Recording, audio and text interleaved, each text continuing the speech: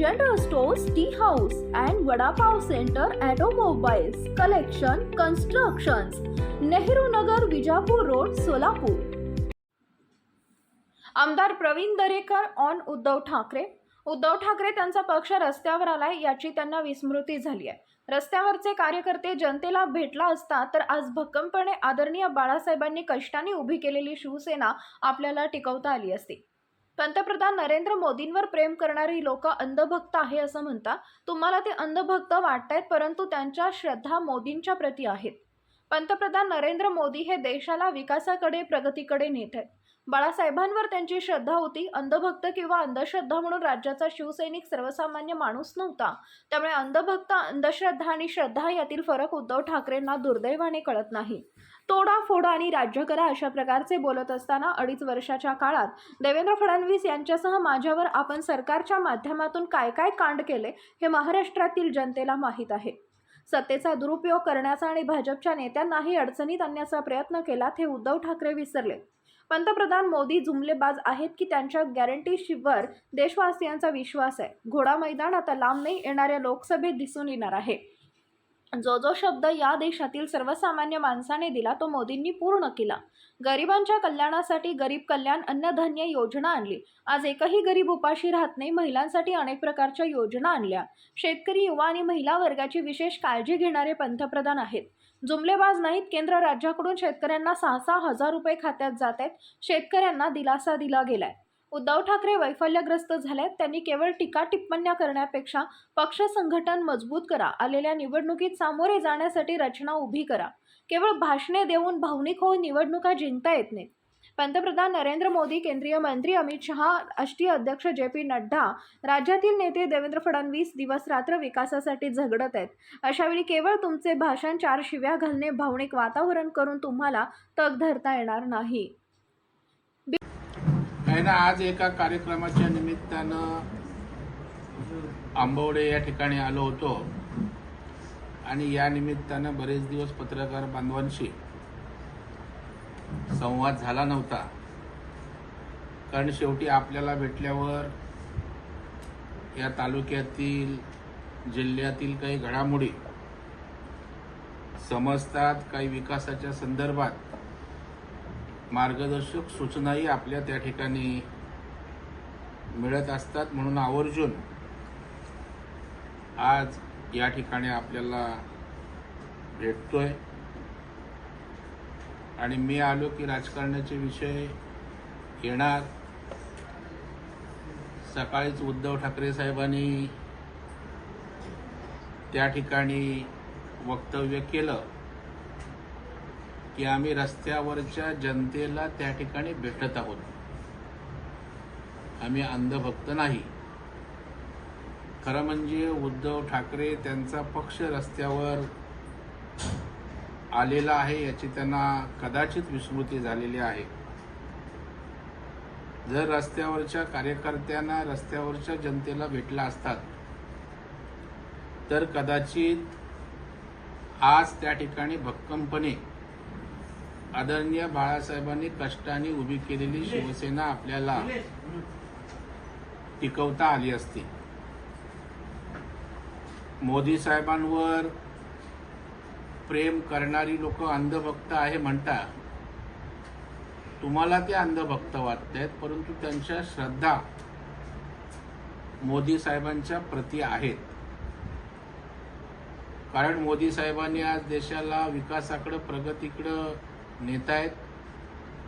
बाळासाहेबांवर श्रद्धा होती.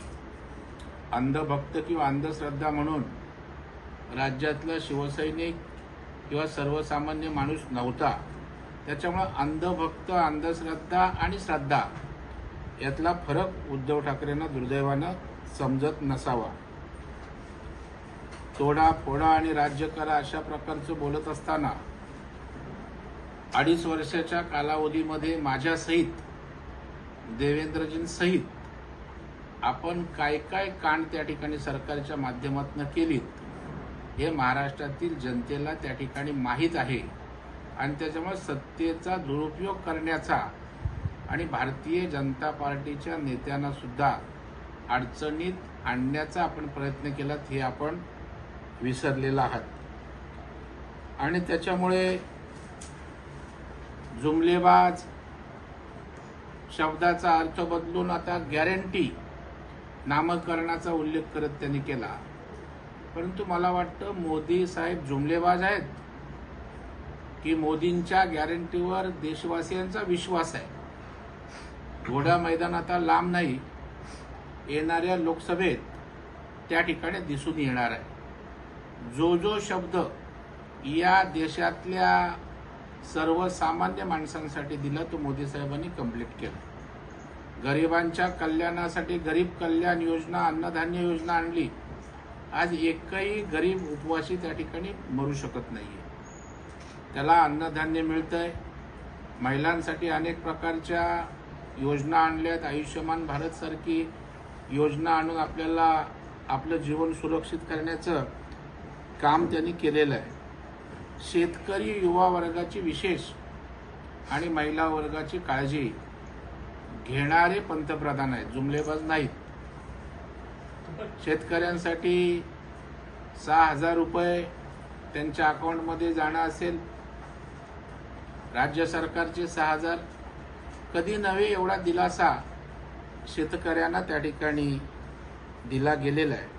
आणि मला वाटतं उद्धव ठाकरे साहेब थोडेसे वैफल्यग्रस्त झालेले आहेत. परंतु मला वाटतं त्यांनी केवळ टीका टिप्पण्या करण्यापेक्षा, कारण जेवढं मोदी साहेबांवर खालच्या पातळीवर किंवा द्वेषानं टीका कराल तेवढा जनतेचा रोष आपल्यावर वाढेल आणि मोदी साहेबांचं समर्थन घट्ट होईल. म्हणून त्यांना माझा नम्रपणे सल्ला मी देऊ शकत नाही. कधीकडे माझे नेते राहिलेत. सूचना असेल की पहिला पक्ष संघटन मजबूत करा. आलेल्या निवडणुकीला सामोरं जाण्यासाठी रचना उभी करा. आता केवळ भाषणं देऊन, केवळ भावनिक होऊन निवडणुका जिंकता येत नाहीत. आज मोदी साहेब असतील, अमित शाह साहेब असतील, JP नड्डा आमचे असतील, राज्याचे नेते देवेंद्र फडणवीस साहेब असतील, आम्ही सारे कार्यकर्ते त्यांच्यासहित अहोरात्र संघटनेसाठी परिश्रम करतो. विकासासाठी रात्रंदिवस झगडत असतो. समाजासाठी त्या ठिकाणी रस्त्यावर असतो, कार्यक्रम घेत असतो. आणि अशा वेळेला केवळ तुमचं भाषण, 4 शिव्या घालणं आणि त्या ठिकाणी भावनिक वातावरण करून तुम्हाला तग धरता येणार नाही, हे मला नम्रपणे आपल्या माध्यमातून सांगावंसं वाटतं. दुसरं, महायुतीचं सरकार आल्यानंतर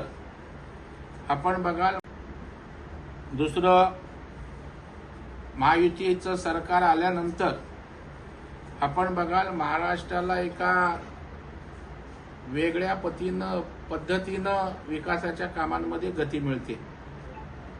महाराष्ट्राचा सर्वांगीण विकास होत असताना कोकणचा कधी नव्हे एवढा विकास त्या ठिकाणी होतोय. मग रस्त्यांच्या बाबतीत असेल, सार्वजनिक बांधकाम मंत्री आपल्या कोकणातले आहेत, त्या माध्यमातून मोठ्या प्रमाणावर रस्त्यांचं जाळं त्या ठिकाणी विणलं जात आहे. अपूर्ण रस्ते पूर्णत्वाकडे जात आहेत.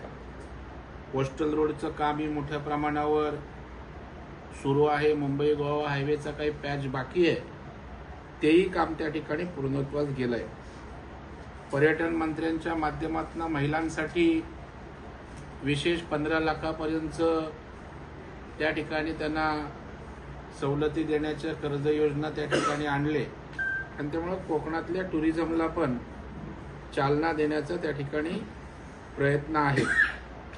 महाड पोलादपूर तालुक्यामध्ये सुद्धा परवा भरत शेट्टी कालके परवा पत्रकार परिषद घेऊन या आपल्या मतदारसंघासाठी सुद्धा बजेटच्या माध्यमातून, सरकारच्या माध्यमातून अनेक कामं मंजूर केलेत. अनेक कामांना आपण निधी त्या ठिकाणी आणलेला आहे. तेही आणतायत. शिंदे साहेबांच्या नेतृत्वाखालचं सरकार आहे. मी या मातीतला असल्या कारणानं, माझी नाल या मातीशी जोडली असल्या कारणानं जे काही खारीचा वाटा महाड, पोलादपूर, माणगाव किंवा रायगड जिल्हा असेल यांच्या विकासात टाकता येईल तेवढा टाकण्याचा प्रयत्न करतोय.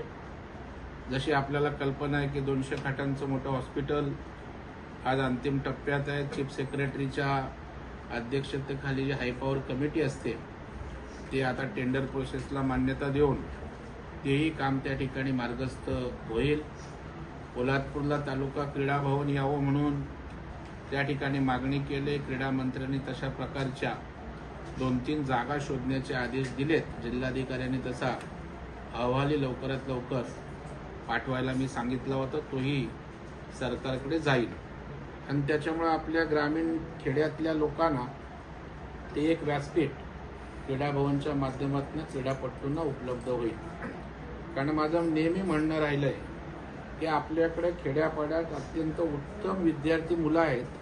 त्यांना चांगल्या पद्धतीचं जर स्पोर्ट्सचं ट्रेनिंग मिळालं किंवा एखादं व्यासपीठ उपलब्ध झालं तर ते देशपातळीवर, राज्य पातळीवर किंवा आंतरराष्ट्रीय स्तरावरही जाऊ शकतात. त्या सुविधा उपलब्ध करून देण्याचा सुद्धा या ठिकाणी सरकारच्या माध्यमातून प्रयत्न राहणार आहे. अनेक छोटी मोठी कामं तर जसजसे गावातली लोक येतात, मग कुठे पर्यटनच्या माध्यमातून देतो, कुठे 25-15च्या माध्यमातून देतो. आता रोजगार हमी योजनेच्या माध्यमातून काही निधी त्या ठिकाणी दिलाय. त्याच्यामुळे जेवढे आमचे भाजपचे कार्यकर्ते पदाधिकारी विकासाच्या बाबतीत कामं घेऊन येतात, जनता त्यांच्याकडे जाते, ती कामं मार्गी लावण्याचा त्या ठिकाणी आमच्या परीनं प्रयत्न असतो. एकंदर आता जी विकासाची गती आहे यापूर्वी कधीच नव्हती आणि आता डबल नाही, इथे तर महाडला ट्रिपल इंजिन आहे. म्हणजे भरत शेठ आहेत, सुनील तटकरे आहेत आणि मी इथला आमदार खासदार नसलो तरी धक्का मारायला मुंबईवरून मी त्या ठिकाणी आहे. त्याच्यामुळे 3 पक्षाचे नेते आणि 3 पक्ष जर समन्वयातनं या ठिकाणी चांगलं काम केलं तर मला वाटतं कधी नव्हे एवढा विकास या ठिकाणी होऊ शकतो. तशा पद्धतीचं आमचं काम त्या ठिकाणी सुरू आहे आणि म्हणून मोठ्या प्रमाणावर आपल्याकडे निधी येतोय. तटकरे साहेब खासदार आहेत, ते प्रदेशाध्यक्ष आहेत, ते आमच्या महायुतीमध्ये आहेत. शिंदे साहेबांच्या तर नेतृत्वाखाली सरकार आहे आणि देवेंद्रजी आमचे नेते या सगळ्या गोष्टीचा नेटपणे समन्वय साधतात. त्यांच्याकडे जलसंपदा खातं आहे. राज्यामध्ये जलसंपदा खात्याच्या माध्यमातून कधी नव्हे एवढा रेकॉर्ड ब्रेक सुप्रमा आणि अर्धवट प्रकल्प पुढे जात आहेत. म्हणजे मी आता महाराष्ट्राचं इथे काही सांगायचं कारण नाही आहे, परंतु कधी नव्हे एवढे त्या ठिकाणचे अपूर्ण प्रकल्प, सिंचनाचे त्या ठिकाणी वेगवेगळ्या प्रकारच्या उपसा सिंचन योजना या देवेंद्रजी स्वतः जातीनं लक्ष घालून पूर्णत्वाकडे नेताना आपल्याला त्या ठिकाणी दिसत आहेत. सौर ऊर्जाच्या बाबतीत सुद्धा प्रत्येक गावात शेतकऱ्याला त्या ठिकाणी शेतीसाठी सुद्धा सौर पंप बसवण्यासाठी त्या ठिकाणी वेगळ्या योजना त्या ठिकाणी आहेत आणि एकंदर सर्वच क्षेत्रामध्ये त्या ठिकाणी विकास गती घेताना त्या ठिकाणी दिसतोय. आणि मला वाटतं आपल्या काही सूचना असतील, आपलं मार्गदर्शन असेल तर समाजाच्या हिताच्या आणि आपल्या या परिसराच्या विकासाच्या ज्या ज्या गोष्टी असतील ते सरकार म्हणून आम्ही या ठिकाणी मार्गी लावू हा विश्वास या ठिकाणी देतो. आता मी कामात लक्ष घातल्यावर आपल्याला असं काय वाटायला नको भविष्यात काय तुमचं लक्ष आहे का, तर आमची महायुती आहे. परंतु एक गोष्ट निर्विवाद आहे जी मी आपल्यासमोर किंवा ठासून सांगेन की भारतीय जनता पार्टीचा आम्हाला विस्तार करायचा आहे. भारतीय जनता पार्टी गावागावात वाढली पाहिजे हा माझ्या अजेंड्यावरचा कार्यक्रम आहे. कारण ग्रामपंचायतीमध्ये मला थोडा कटू अनुभव आला.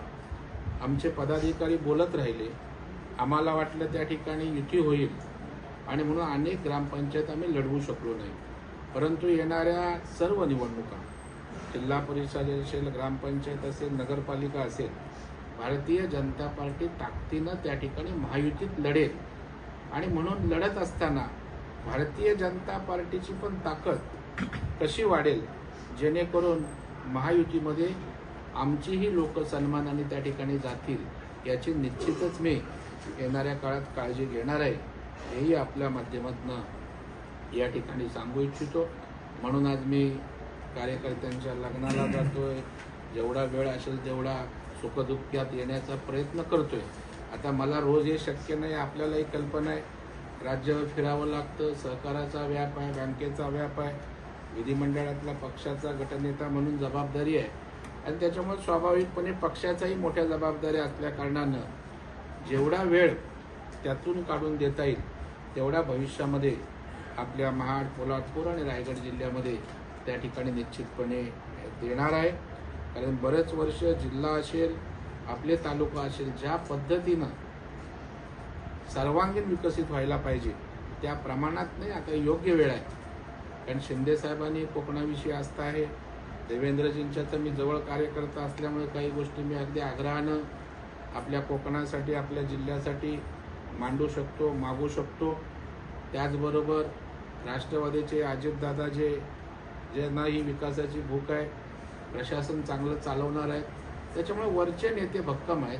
आम्ही खाली त्या ठिकाणी समन्वयातना आमच्या या दोन्ही तालुक्यांचा असेल किंवा रायगड जिल्ह्याचा विकास कसा होईल याची निश्चितच काळजी घेऊ.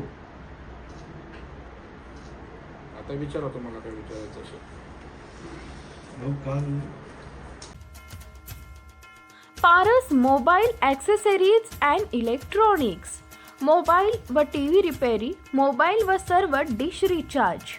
आमचा पत्ता 34/2/39 70 फूट road, new Pachhapeth, Solapur. Mobile number 774499 6658 आणि 954546 8473.